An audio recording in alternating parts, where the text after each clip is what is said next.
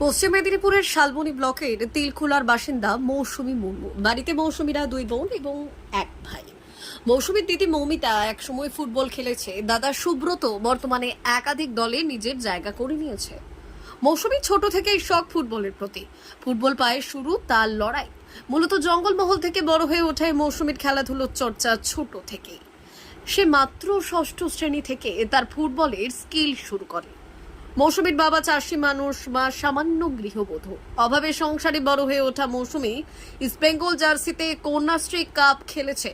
শালবনীর এই মেয়ে কলকাতা শ্রীভূমি ফুটবল ক্লাবের হয়ে খেলে। যদিও বর্তমানে মৌসুমী শালবনী পুলিশ স্টেশনে সিভিক পদে কর্মরত, পাশাপাশি পড়াশোনা চলছে কলেজে।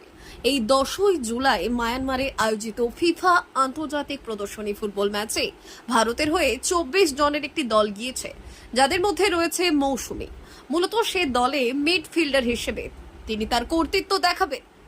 বাড়িতে ছোট থেকে খেলার পরিবেশ। বাবাও একসময় ফুটবল খেলতেন। তবে শালবনী থেকে সুদূর মায়ানমার চাষির মেয়ের কৃতিত্বে গর্বিত জেলার মানুষ। এই ডাক পাওয়ায় আনন্দে আত্মহারা ফুটবল প্রেমীরা। মৌসুমীর বাড়িতেই শুধু নয়, গোটা জেলা জুড়ে খুশির হাওয়া। আমাদের শালবনী জাগরণ তো খুবই খুশি। তার সাথে আমরা সহকর্মী যারা আছি একসাথে প্র্যাকটিস করি, ছোট থেকে বড় হয়েছি।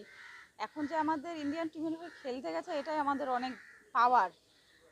এই যে জার্নিটা, অনেক কষ্ট করেছে, তাই আজকে সেই জায়গায় পৌঁছাতে পেরেছে। খেলার মাঠে নামবে, চাই যেন ও গোল করে আমাদের টিমকে জিতে নিয়ে আসতে পারে। দুদিন বিদেশে আয়োজিত আন্তর্জাতিক ফুটবল প্রতিযোগিতায় গোটা মাঠ দাপিয়ে বেড়াবে অন্যান্য 11 জন খেলোয়াড়ের মতো জেলার মৌসুমী। তিলাখোলা মানে শালবনীর তিলাখোলা গ্রাম একটি খুব ছোট্ট গ্রাম, পুরোটাই আদিবাসী অধ্যুষিত। এই গ্রামের থেকে যে একটা মেয়ে কলকাতায় যেতে পারে, এটা আমাদের মানে স্বপ্নে ছিল নি। কলকাতা যাওয়ার পরেও যে সে ইন্ডিয়া টিমে খেলবে, এটা তো আরও উপরে।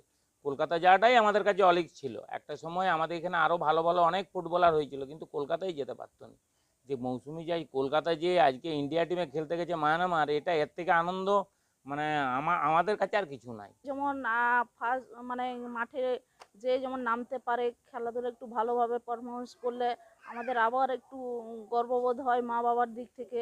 হ্যাঁ, আমরা চাইবো যে ও একটু ভালো পারফরমেন্স দিয়ে খেলাটা ভালো এগিয়ে নিয়ে যেতে পারে আবার।